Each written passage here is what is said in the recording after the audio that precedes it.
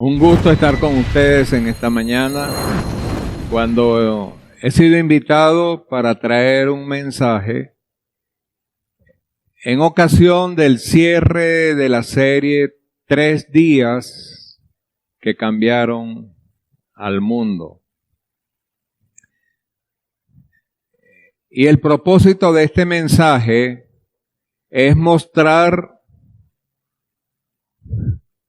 cómo se combinan dos leyes. Cómo se combinan la ley de las obras con la ley de la fe.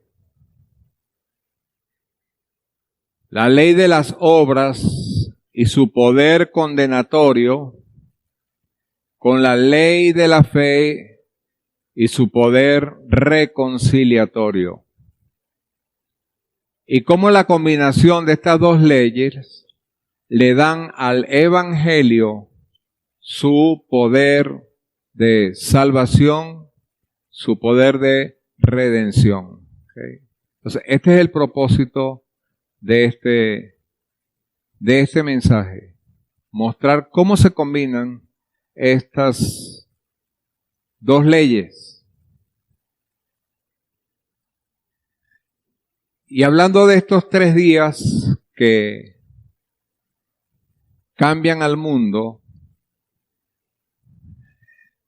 y que esto fue por el poder del Evangelio, el apóstol Pablo define ese Evangelio en la primera carta a los Corintios, en el capítulo 15,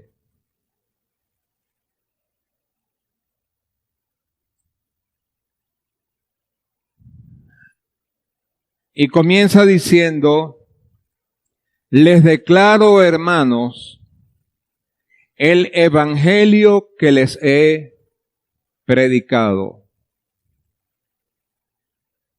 el cual también ustedes recibieron, en el cual también perseveran, se mantienen firmes, por el cual asimismo, si retienen este mensaje, si retienen esta palabra, si retienen este evangelio, tal como fue entregado por el apóstol Pablo, que a la vez fue recibido del Señor Jesucristo, si retienen la palabra, el mensaje que les he predicado, y como Él lo ha predicado, entonces son salvos si no creyeron en vano. Entonces nos muestra estas acciones. Pablo dice: yo lo recibí de Cristo, yo se los prediqué a ustedes, ustedes lo recibieron, luego ustedes perseveran en ese evangelio que recibieron, pero pone una condición. Si en esta iglesia se retiene, se mantiene el evangelio tal como fue predicado, somos salvos. Miren la importancia de tener bien claro cómo es el evangelio. Porque en otra parte dice el apóstol: si alguno pervierte el evangelio, es maldito. Aunque sea un ángel del cielo, dice Pablo. Tenemos entonces estas acciones. Y luego dice: porque primeramente les he enseñado lo que asimismo recibí, que Cristo murió por nuestros pecados. Ahí tenemos el primer día que cambió al mundo. El viernes, la muerte de Cristo.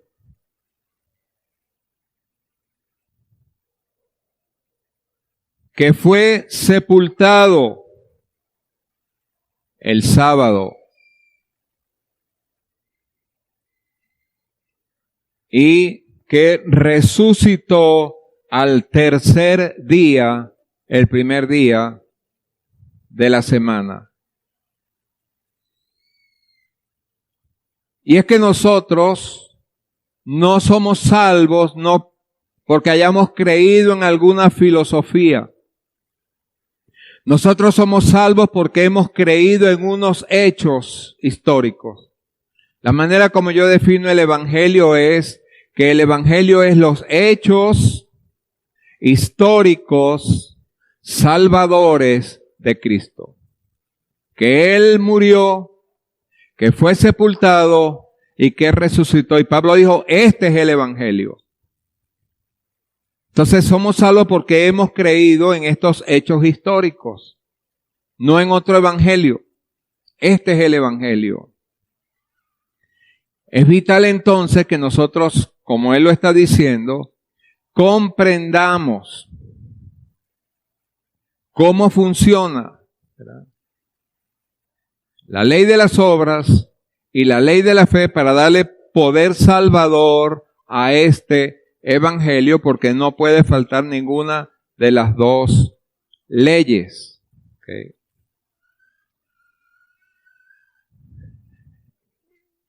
Y voy a usar la analogía de la serpiente para ilustrar esto. Porque una serpiente venenosa es portadora de muerte, por causa de que contiene dentro de ella un veneno, ¿okay?, una sustancia tóxica. La mamba negra, por ejemplo, puede matar a una persona en 20 minutos. ¿Okay? Pero ¿qué es lo que hace que este animal sea peligroso? Porque además del veneno, tiene el colmillo. Si no tuviera el colmillo, no podría inyectar muerte. No podría inyectar el veneno. ¿Okay? Entonces dice en el versículo 56 de este mismo capítulo, 1 Corintios 15, que la muerte también tiene un colmillo, que la muerte también tiene un aguijón. Y el colmillo o aguijón de la muerte es el pecado.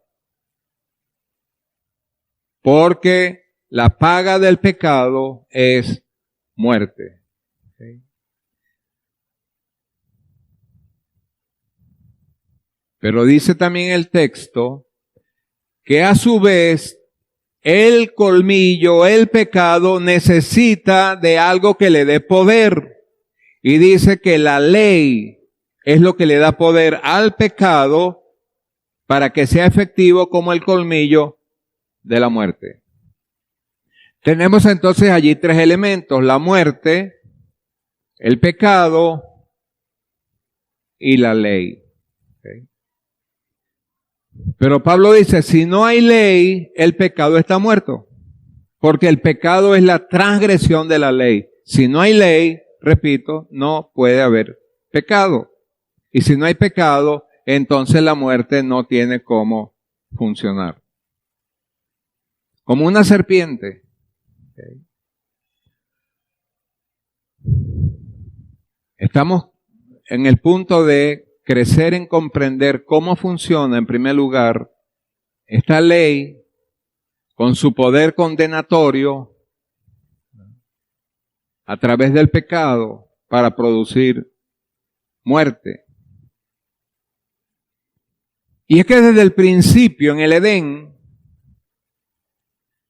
Dios hizo depender del mandamiento que le dio al hombre acerca del árbol prohibido la bendición y la vida si se mantenía en obediencia al mandamiento, o maldición y muerte si lo desobedecía. Y tan terrible es la ley que un solo hombre violó, incumplió transgredió un solo mandamiento, una sola vez, y el mismo Dios que los había bendecido antes del incumplimiento del mandamiento, luego le dijo: maldita es la tierra por tu causa. Por eso dice el apóstol: por un hombre entró el pecado en el mundo, y por el pecado entró la muerte. Ahí están los mismos tres elementos de 1 Corintios 15, 56. La ley o el mandamiento que le da poder al pecado, que es el colmillo o el aguijón de la muerte. En Romanos 7, por ejemplo, dice el apóstol Pablo que cuando Dios le dio al hombre el mandamiento, el pecado dijo: mi oportunidad. Dice el pecado, aprovechándose del mandamiento, produjo muerte. Okay. Entonces la clave está en la ley.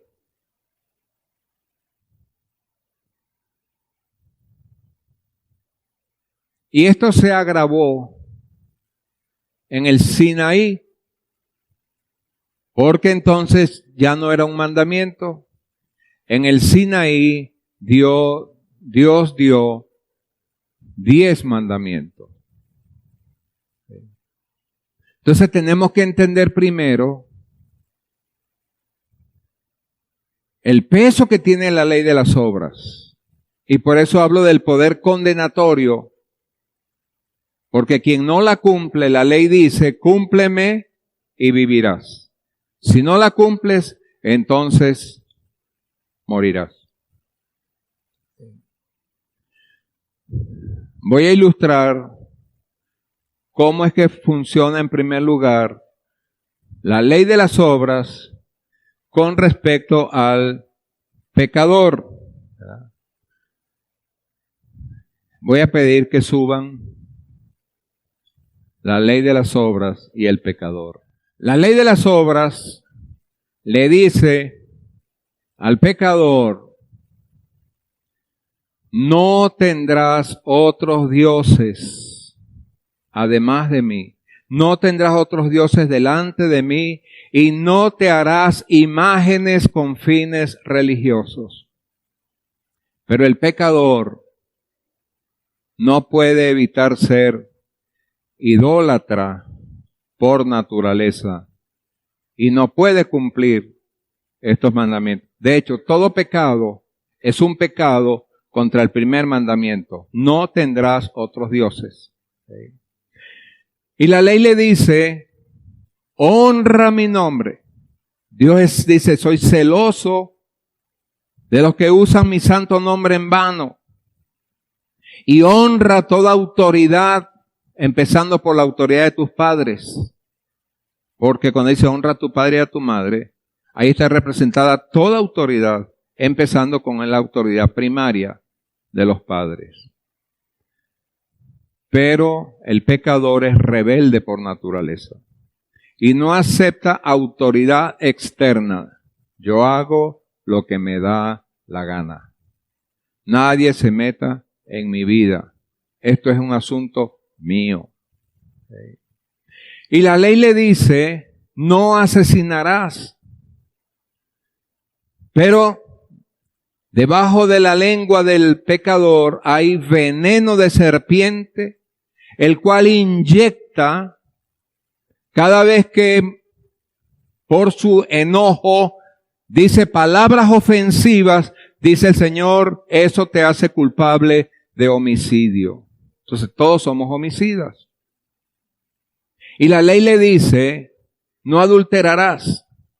Pero el pecador no puede evitar los pensamientos impuros, ser controlado por pasiones sexuales, por la infidelidad, pornografía. No hurtarás. Pero el pecador no puede evitar ser codicioso de lo que le pertenece al otro. No puede evitar la mentira. Esta es la condición en que está el pecador con respecto a la ley que pide, la ley demanda que sea cumplida al 100%, y todos nosotros violamos la ley al 100%.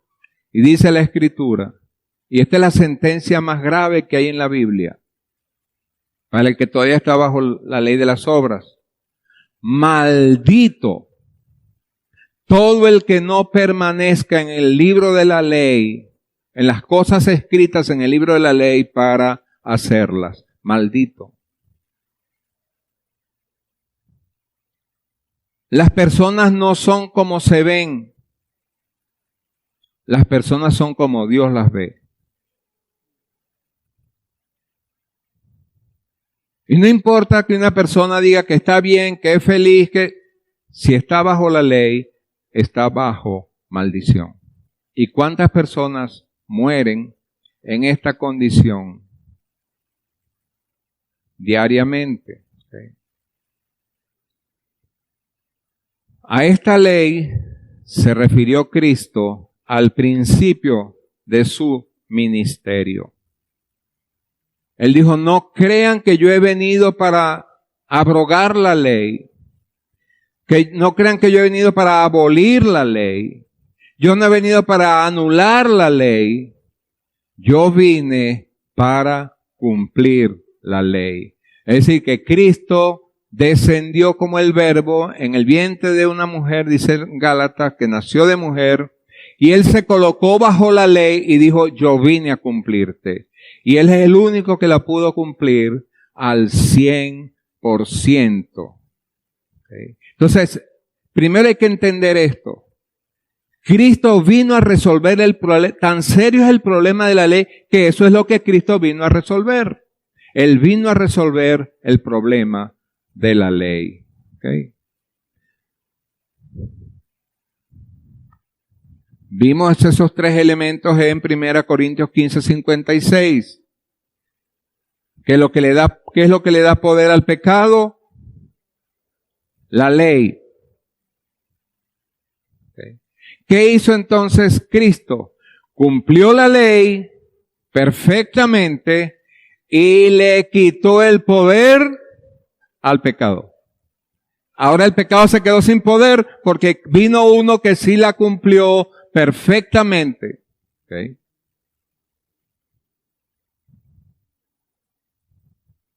Este mismo Cristo que cumplió la ley perfectamente, entonces el día viernes del que habla Pablo, fue a la cruz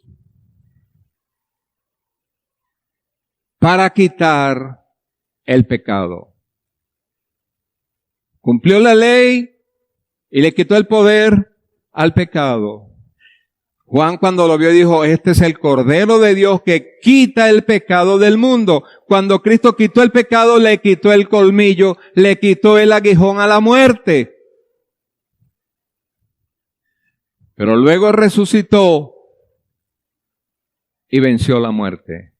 O sea que Cristo arregló el problema de la ley, del pecado y de la muerte. Amén. Ahora puedes...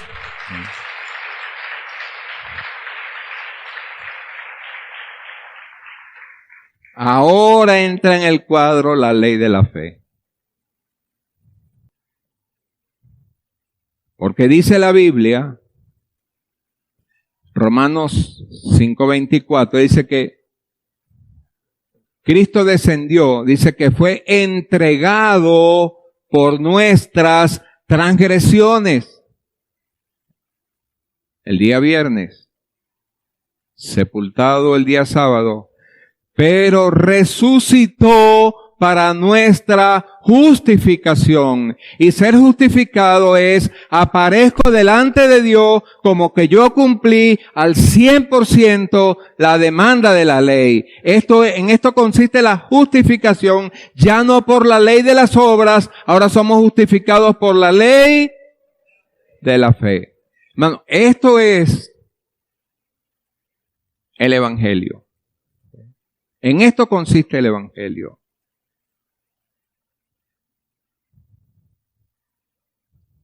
Que ahora, ¿verdad?, el pecador está, ¿cómo? Justificado. ¿Por qué?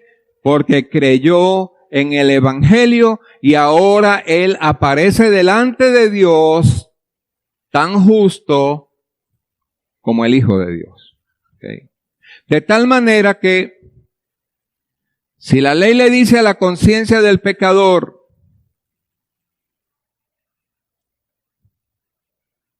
tú incumpliste todos los mandamientos, la ley de la fe le dice, Cristo los cumplió todos por ti. Y si la ley le dice a la conciencia, pero tú mereces el castigo, la ley de la fe le dice, y esto es emocionante, Cristo fue castigado por ti. Y si la ley le dice a la conciencia, pero tú sigues inclinado a cometer toda clase de injusticias, la ley de la fe le dice,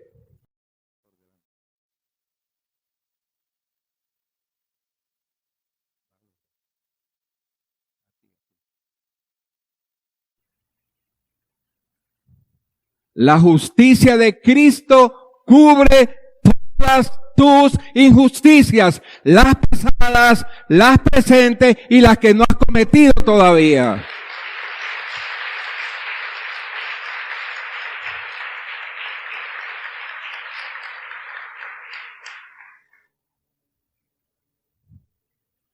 Ya dije que nosotros no somos como nos vemos, es como Dios nos ve. Al que no ha sido reconciliado no es como se ve. Un hombre le dijo a Cristo que él era rico y que de ninguna cosa tenía necesidad. Así es como él se veía, porque tenía dinero para comprar cualquier cosa. Y ahí estaba su seguridad. Pero la verdad le dijo, tú eres un desventurado, miserable, pobre, ciego y desnudo. Y entre las cosas que el Señor le ofrece, dice, te aconsejo que de mí adquieras vestidura blanca para que cubras tu desnudez. Nosotros no vemos esta vestidura, ¿verdad? Pero todos los que hemos creído en el Cristo resucitado, Dios nos ve vestidos de la justicia de Cristo como si yo hubiera cumplido la vida de perfecta obediencia que Cristo cumplió. Eso nosotros no lo vemos. Okay. Una vez llegó a la iglesia donde yo era pastor, unos jóvenes que venían de Holanda, pero sus maletas se extraviaron. Okay. Y ellos andaban con lo que tenían encima, que eran franelas, chores y chancletas. Y así tuvieron que ir al servicio. Okay. Y yo les dije, no los vean con franelas, chores, vean los revestidos de la justicia de Cristo. Eso merece un aplauso.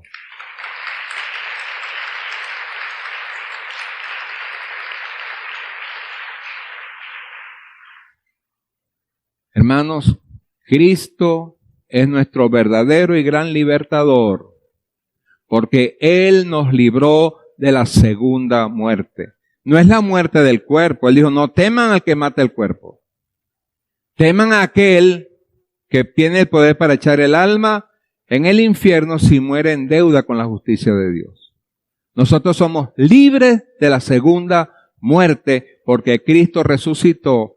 Y para decirlo desde la perspectiva reformada, nosotros creemos en la salvación por la sola gracia de la justificación, por la sola fe únicamente o solamente por la fe en el Cristo resucitado, porque resucitó para nuestra justificación y justificados por la fe tenemos paz para con Dios. De tal manera que ahora la ley no le dice como vimos al principio, que es repitiéndole los mandamientos y el pecado diciendo, bueno, estoy condenado porque los he violado todos, ¿verdad? Sino justificados por la fe. Pero aquí viene entonces un error gravísimo que creen lo que se conocen como los antiley, antinomio, antinomistas, antiley, que piensan que ya no necesitamos las obras porque como estamos bajo la gracia, entonces ya no tenemos nada que ver con la ley. ¿Okay? Es un error. Dije al principio que el propósito de este mensaje es mostrar cómo se combinan la ley de las obras y la ley de la fe para darle al Evangelio su poder salvador. ¿Okay? Entonces el problema no está en que se eliminó la ley, sino que ¿saben lo que Dios hizo para salvarte a ti y para salvarme a mí en Cristo? Hizo algo que solo Dios podía hacerlo. Hizo un cambio de ley. Ahora no es que la ley se va, sino que ahora cambian de posición.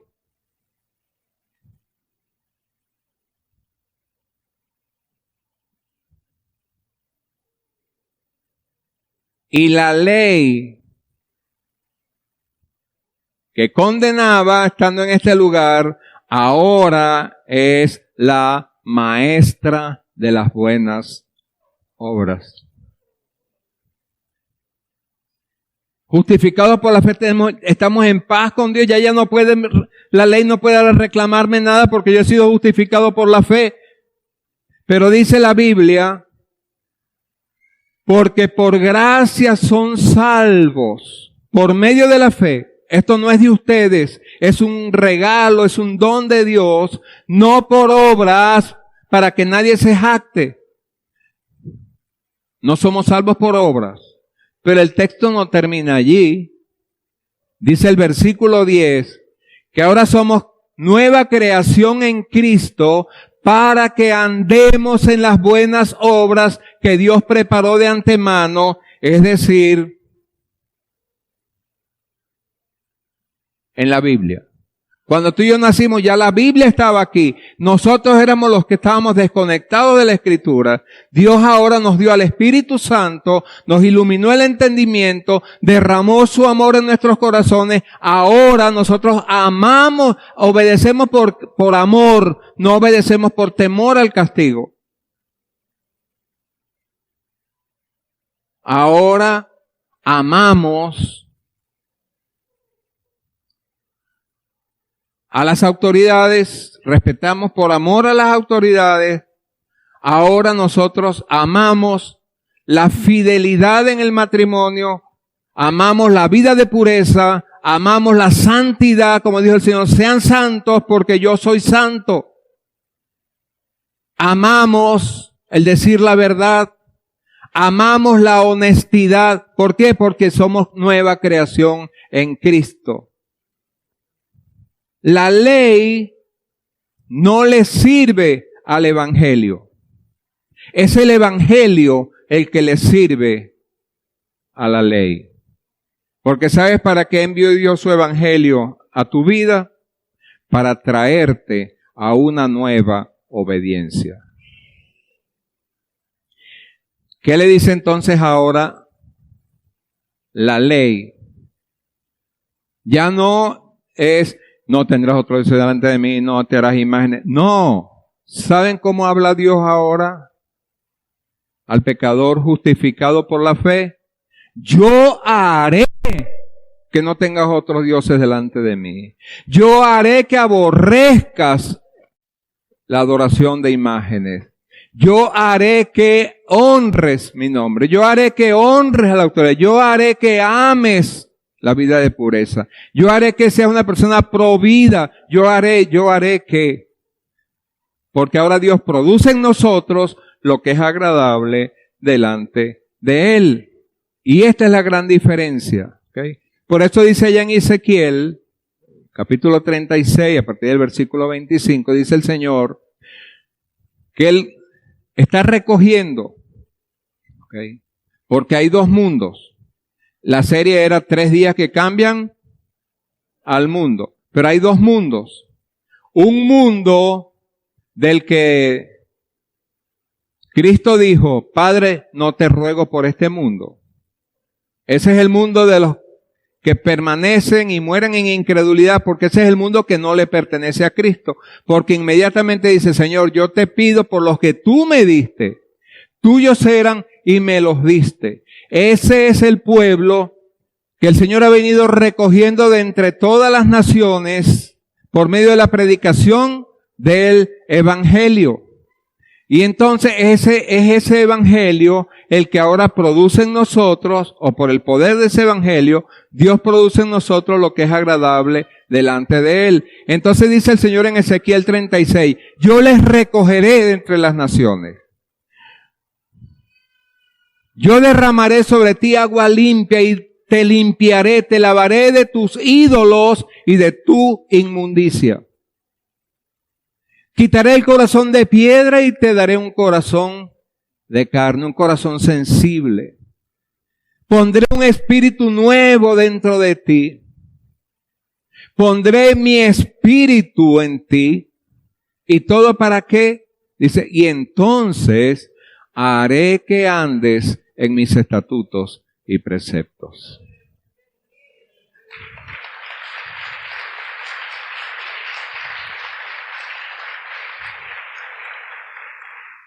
Este es el evangelio del que dice Pablo, ustedes son salvos si retienen este evangelio. Hermano, no hay otro evangelio. Esto es el evangelio. Incluyendo las 2 leyes, pero ahora reconciliados con Dios. Y por eso decimos, soli Deo gloria. Solo a Dios sea toda la gloria. Amén y amén. Gracias, hermanos.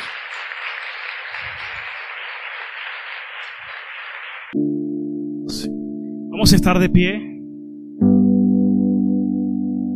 Vamos a adorar a nuestro Dios. Tenemos tantas razones por el cual adorar. Tantas razones por el cual estar agradecidos y adorar a nuestro Señor. Amado Padre, te adoramos en esta mañana. Estamos tan agradecidos por tus misericordias, por tu bondad, por tu amor eterno con que nos has amado. Gracias por el precioso Evangelio, porque no me avergüenzo del Evangelio, porque es poder de Dios para salvación a todo aquel que cree. Gloria a Dios. Podemos hoy adorar a nuestro Señor y adorarlo con toda nuestra pasión, con todo el corazón. Gracias por la obra que hiciste por nosotros. Gracias por la obra de redención que tú decretaste desde la eternidad pasada y que es desarrollado a lo largo de toda la historia. Y hoy sigue corriendo, porque hoy hay muchos que se están salvando a través del mensaje del Evangelio de nuestro Señor Jesucristo. Ahí donde estás, levanta tus manos y vamos todos a adorar a nuestro Dios. Aleluya. Gracias, Dios, por lo que tú estás haciendo en nosotros. Gracias, porque porque no solamente me salvaste, sino que no me dejaste permanecer en esa condición, sino que has transformado mi vida. Me has dado un nuevo corazón y me has dado de tu Espíritu Santo para que yo ahora ande en tu palabra, en tus mandamientos. Gracias, Señor, por lo que estás haciendo en nuestras vidas. Te amamos, te adoramos en el nombre de Cristo Jesús, y a ti sea toda la gloria. Vamos a darle un aplauso fuerte.